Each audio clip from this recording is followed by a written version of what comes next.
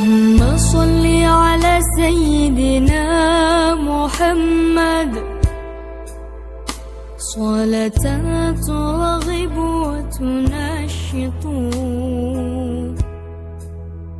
وتحمس بها الجهة لإحياء وإعلاء دين الإسلام وتحمس بها Assalamualaikum warahmatullahi wabarakatuh. Waalaikumsalam warahmatullahi wabarakatuh. A'udzubillahi minasyaitonir rajim.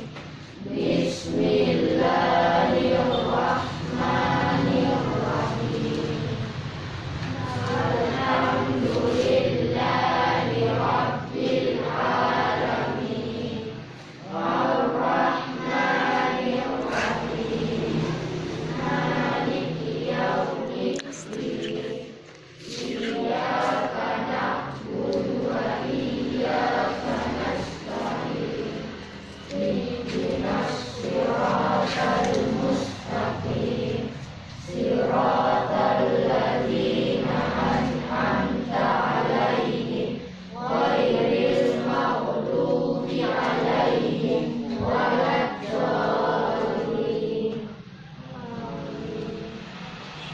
Bismillahirrahmanirrahim.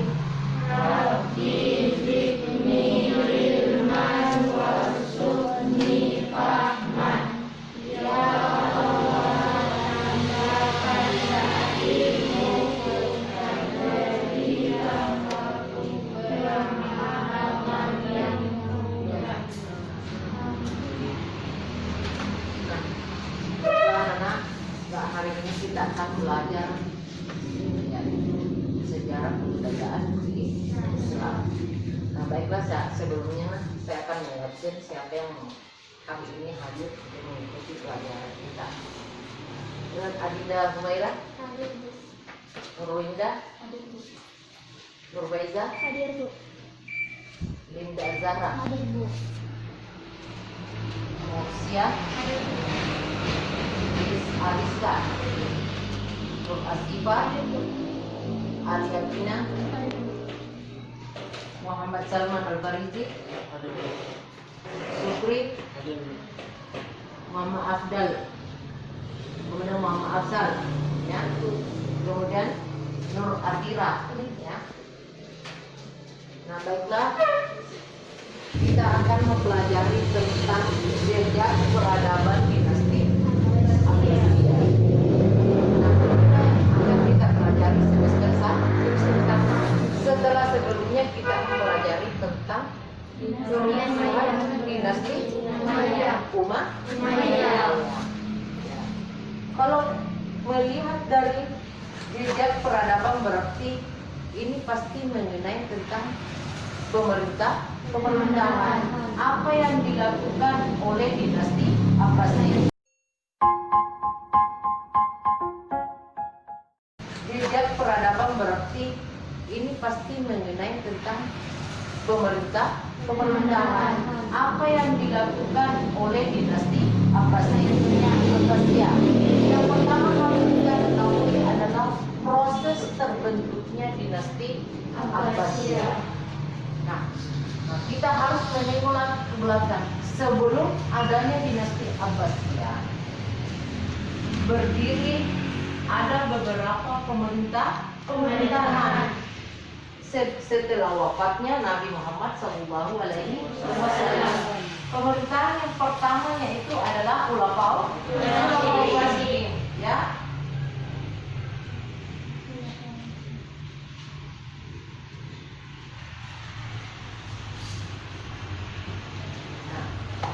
Setelah para Khulafaur Rasyidin wafat, maka digantikanlah pemerintahan yaitu dinasti Umayyah. Kita harus tahu bagaimana juga proses berdirinya dinasti Umayyah. Peralihan pemerintahan dari Khulafaur Rasyidin kemudian ke pemerintahan dinasti Umayyah. Sama juga peralihan pemerintahan dari dinasti Umayyah ke dinasti Abbasiyah. Nah sekarang kita masuk ke proses terbentuknya dinasti Abbasiyah. Nah sebelumnya itu kita harus mengetahui apa penyebab runtuhnya dinasti Umayyah. Ada beberapa faktor-faktor yang menyebabkan runtuhnya dinasti Umayyah. Yang pertama yaitu figur kekhalifahan, kemudian tidak adanya ketentuan tata cara ke Bizantium, ya. Semua itu mempengaruhi. Kalau dari pertama itu figur khalifah yang lemah. Figur khalifah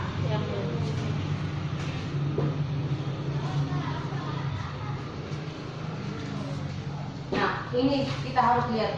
Seorang pemimpin itu harus mempunyai figur yang bagus. Kalau zaman dulu itu pada zaman ulama, ini seorang pemimpin itu dilihat dari sebuah figur. Oh, bagaimana orangnya ini, apa bisa tidak menjadi seorang pemimpin? Ya, memimpin sebuah umat muslim. Sama juga pada saat pemerintahan dinasti Umayyah. Kemudian sama juga dengan dinasti Abbasiyah. Nah sekarang kalian sudah tahu bagaimana itu penyebab runtuhnya dinasti Umayyah. Sekarang kita harus mengetahui proses terbentuknya dinasti Abbasiyah. Nah saya akan membagi beberapa kelompok, yaitu 3 kelompok ya, untuk menjawab dari konsep di atas ini, yaitu proses terbentuknya dinasti Abbasiyah. Nah kelompok 1, kelompok 2, kemudian kelompok 3. Nah sekarang masing-masing kelompok mengeluarkan pendapat atau jawaban tentang proses terbentuknya dinasti Abbasiyah. Ya silakan.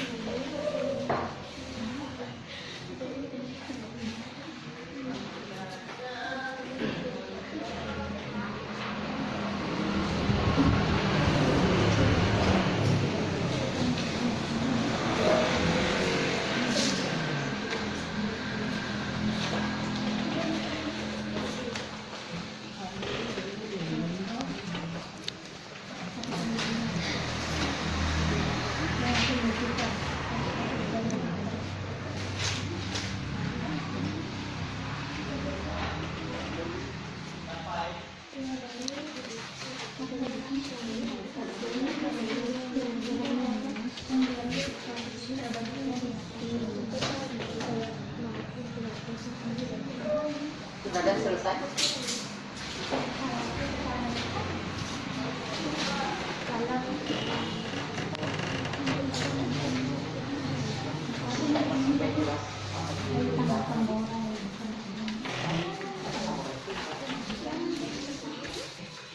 Sudah tambahkan jawaban peluang.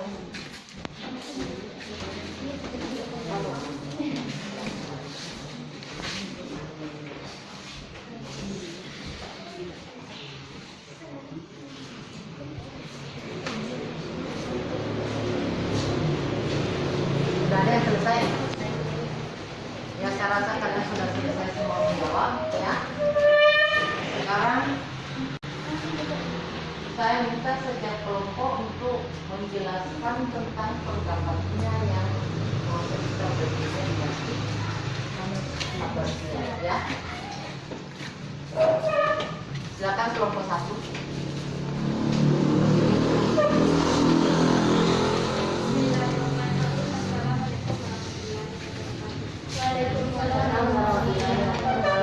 Perkenalkan, saya perwakilan dari kelompok 1 akan menjelaskan tentang proses terbentuknya dinasti Abbasiyah. Keruntuhan dinasti Umayyah terjadi pada tahun 750 Masehi menjadi tonggak awal berdirinya dinasti Abbasiyah. Khalifah pertama adalah Abdullah As-Saffah bin Muhammad bin Ali bin Abdullah bin Abbas bin Abdul Muttalib. Dinamakan dinasti Abbasiyah karena para pendirinya adalah keturunan Abbas bin Abdul Muttalib, paman dari Nabi Muhammad SAW.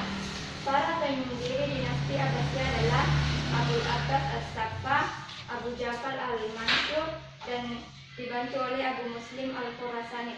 Demikianlah kami dari kelompok 1. Assalamualaikum warahmatullahi wabarakatuh. Coba kelompok lain yang bisa menambahkan dari jawaban dari kelompok 1. Silakan kelompok. Silakan kelompok dia. Assalamualaikum warahmatullahi wabarakatuh.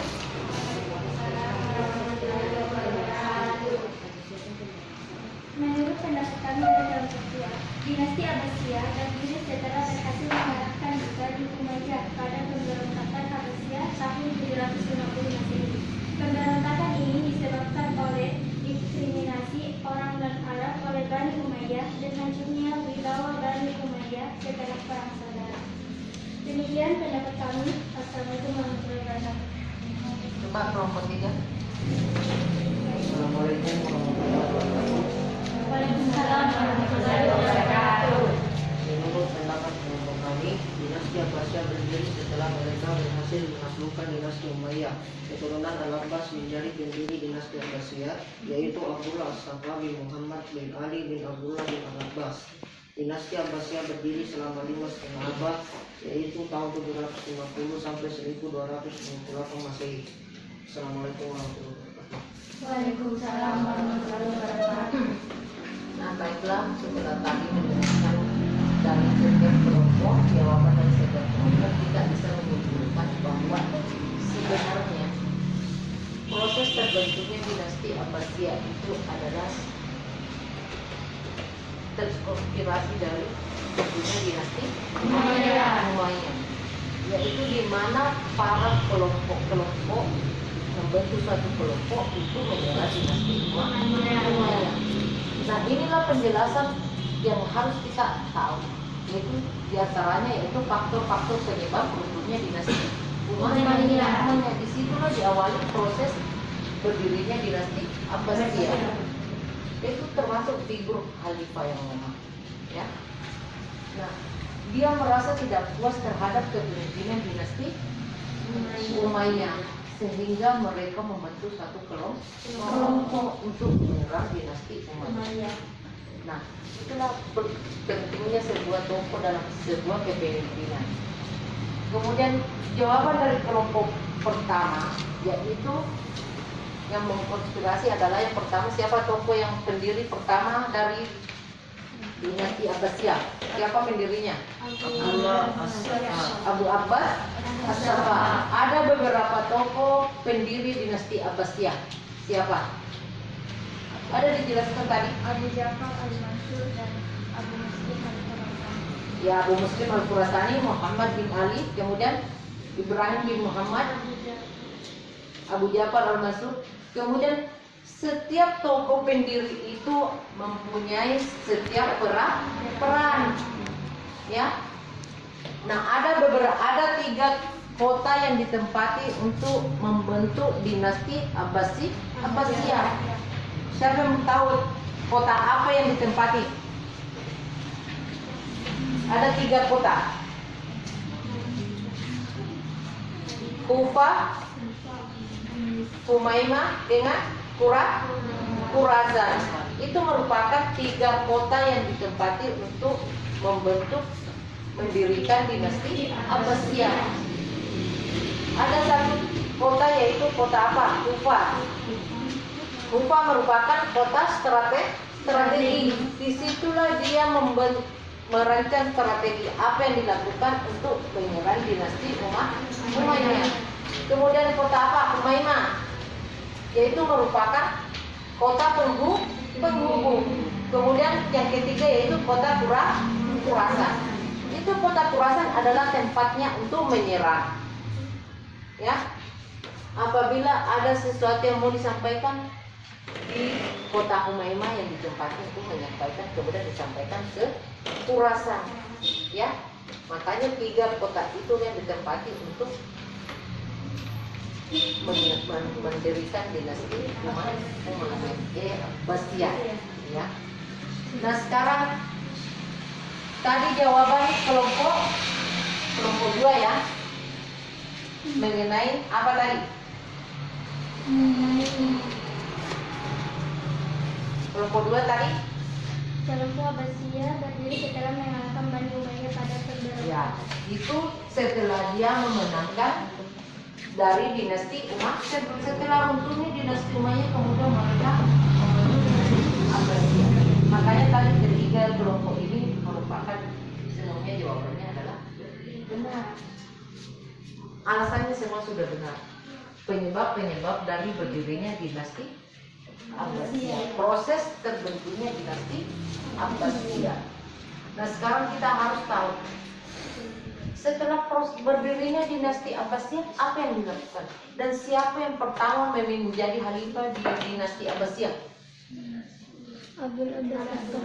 Abu Abbas As-Saffah. Abu Abbas As-Saffah merupakan tokoh yang terakhir, yaitu tokoh pendiri terakhir yang masih hidup dari dinasti Abbasiyah. Ada beberapa tokoh yang pendirinya termasuk 5 pendiri dinasti Abbasiyah itu adalah wafat, ya. Jadi yang tersisa itu yang tersisa adalah Abu Abbas As-Saffah. Makanya dia adalah khalifah pertama dari dinasti Abbasiyah. Kemudian dinasti Abbasiyah diambil dari nama keturunan dari Abbas bin Abdul Muttalib, ya.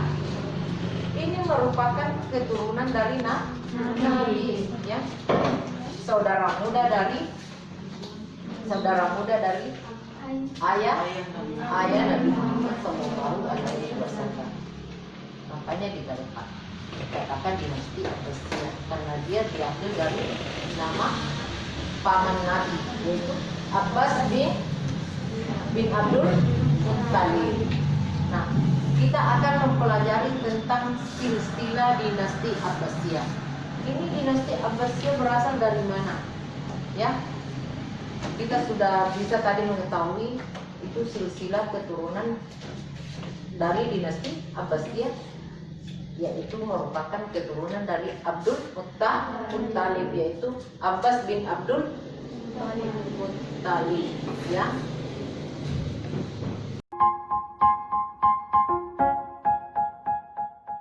Abbas bin Abdul Muttalib. Nah, kita akan mempelajari tentang silsilah dinasti Abbasiyah. Ini dinasti Abbasiyah berasal dari mana? Ya, kita sudah bisa tadi mengetahui itu silsilah keturunan dari dinasti Abbasiyah, yaitu merupakan keturunan dari Abdul Muttalib, yaitu Abbas bin Abdul Muttalib, ya. Nah, sekarang tugas kamu adalah mempelajari tentang silsilah dinasti Abbasiyah, kemudian khalifah-khalifah besar dinasti Abbasiyah. Ada beberapa khalifah yang terkenal pada zaman dinasti Abbasiyah. Ada berapa khalifah? 37. Tapi di antara ke-37 itu khalifah, ada khalifah yang terkenal. Kenapa dikatakan terkenal? Karena dia berhasil membangun dinasti Abbasiyah ke masa kejayaan, ya. Nah, itu adalah tugas kamu di rumah untuk mempelajari tentang silsilah dinasti Abbasiyah, kemudian khalifah-khalifah besar dinasti Abbasiyah, ya. Kamu harus bisa menjelaskan bagaimana, kenapa dikatakan khalifah besar, apa yang dilakukan, ya. Prestasi-prestasi apa yang dilakukan oleh para khalifah-khalifah dinasti Abbasiyah. Nah, itu akan kita bahas setelah pertemuan berikutnya, yaitu silsilah dinasti Abbasiyah dan khalifah-khalifah besar dinasti Abbasiyah. Ya, demikianlah pertemuan Tuhan ini. Kalian bisa kembali ke rumah. Saya harap kalian bisa mempelajari apa yang kita dapat untuk hari ini. Wabillahi taufiq wal hidayah. Assalamualaikum warahmatullahi wabarakatuh. Walhamdulillahi rabbil alamin.